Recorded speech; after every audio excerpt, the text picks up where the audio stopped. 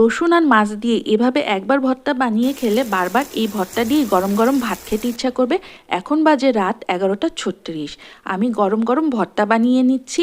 Tomato, রসুন, কাঁচামরিচ আর 2 চামচ তেল দিয়ে সবগুলো উপকরণকে সিদ্ধ হতে দিয়ে দিব। যখন কাঁচামরিচ, রসুন, টমেটো সিদ্ধ হয়ে আসবে আমি একটা চামচের সাহায্যে সবগুলোকে একটু ম্যাশ করে নিব।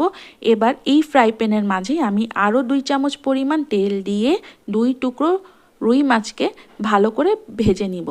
এবার মাছ থেকে কাঁটাগুলোকে আলাদা করে নিয়েছি। এখানে 3টা কাঁচামরিচ নিব। এবার ওই টমেটো, রসুন আর মরিচগুলোকে ভালো করে হাত দিয়ে ম্যাশ করে নিব, কারণ রসুন গোটা গোটা থাকলে খেতে ভালো লাগে না।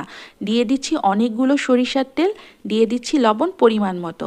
এখন দিব টমেটো সস। এরপর টমেটো সস দিয়ে ভালো করে মেখে নিয়ে দিয়ে দিব লেবুর রস। লেবুর রসটা স্কিপ করা যাবে না।